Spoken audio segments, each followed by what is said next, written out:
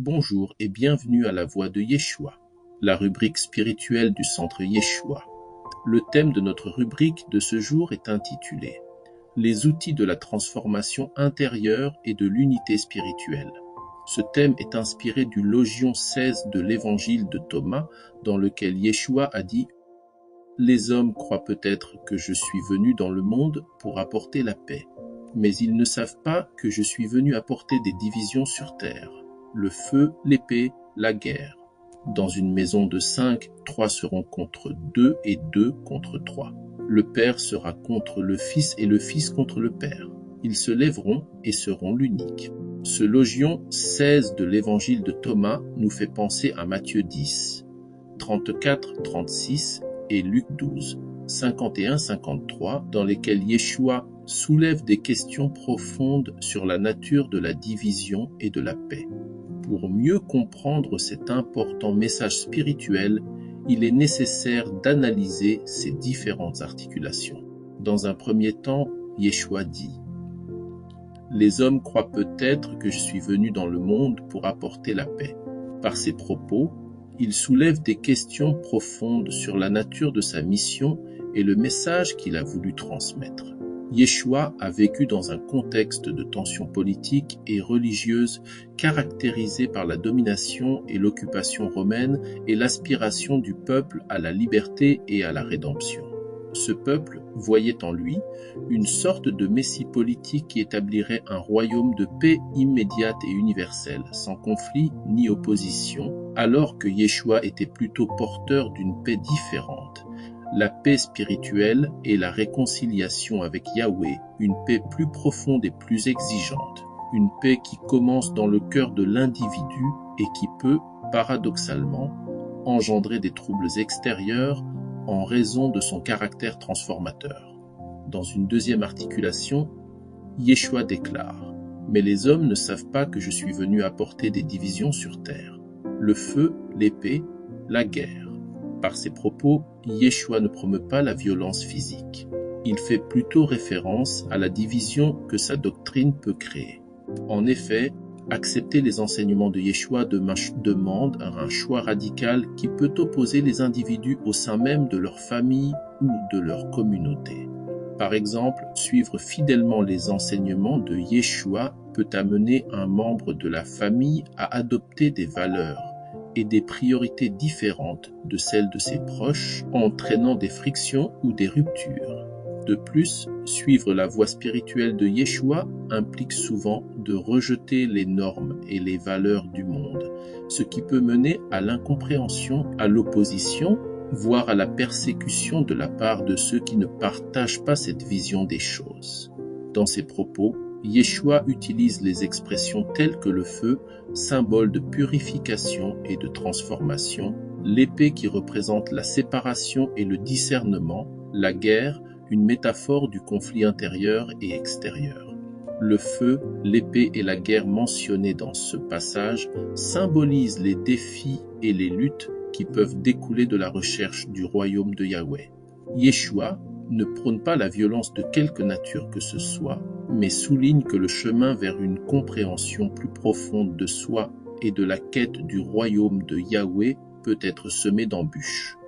Les gens peuvent être contraints de choisir entre leurs anciennes croyances et la nouvelle voie qu'ils proposent, ce qui peut entraîner des ruptures dans les relations. Ces propos de Yeshua contrastent apparemment avec son image de porteur de paix. Cependant, il ne s'agit pas d'une contradiction, mais plutôt d'une révélation de la nature profonde de son message, en déclarant qu'il est venu apporter le feu, l'épée, la guerre et des divisions. Yeshua souligne plutôt que la vérité qu'il apporte dans sa doctrine est si radicale et exigeante qu'elle créera inévitablement des clivages. Sa venue force chacun à prendre position, à faire un choix décisif, ce qui peut séparer les membres d'une même famille ou les amis, non par animosité, mais par divergence de conviction et d'allégeance spirituelle. Ces divisions symbolisent le conflit intérieur et extérieur que provoque l'adhésion à son enseignement. Le feu peut représenter la purification, la passion ardente de la fidélité à Yahweh et aux principes de son royaume. mais aussi la destruction de ce qui est ancien et faux. L'épée est souvent associée au message de Yahweh, qui tranche entre le bien et le mal, la vérité et le mensonge. De plus, la guerre dont il parle n'est pas une bataille physique, mais un combat spirituel contre les forces de l'obscurité et les compromis du monde, contre notre nature humaine et notre ego, que nous devons soumettre à notre nature spirituelle et divine. Ainsi, Yeshua révèle que son message, loin de garantir une paix superficielle, est une force transformatrice qui perturbe l'ordre établi et exige une prise de position radicale, quitte à créer des dissensions pour révéler la véritable allégeance des cœurs. La mention du conflit entre le Père et le Fils, ou entre d'autres membres de la famille, et même nos convictions personnelles, reflète l'idée que la fidélité à Yahweh peut diviser ceux qui s'aiment et même l'être profond. Cela met en évidence la complexité des relations humaines, de la composition de l'être humain et la manière dont la quête du royaume de Yahweh peut influencer ces dynamiques. Enfin, Yeshua va clôturer son message sur une note positive et très constructive lorsqu'il dit « Ils se lèveront et seront l'unique ».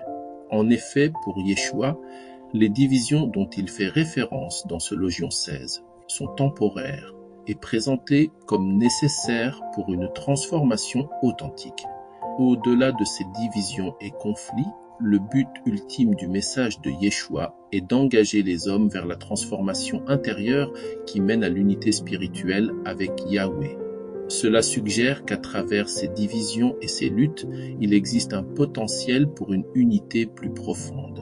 En cherchant à comprendre et à intégrer les enseignements de Yeshua, les individus peuvent trouver une nouvelle forme d'harmonie qui transcende les différences apparentes. Ainsi, cet appel à la division n'est pas une fin en soi, mais plutôt un moyen de favoriser une transformation personnelle et collective vers une compréhension plus riche de la vie et de la relation avec Yahweh. Pour Yeshua, les hommes doivent accepter que le changement profond et intérieur implique souvent des conflits. Comprendre que ces divisions et conflits peuvent être constructifs car l'unité spirituelle véritable émerge après la confrontation avec nos différences et la pacification de notre ego ou nature humaine. En somme, les paroles de Yeshua nous rappellent que la quête du royaume de Yahweh et de sa justice peut parfois nous conduire à des chemins difficiles, mais qu'à travers ces épreuves, il est possible de trouver une unité significative.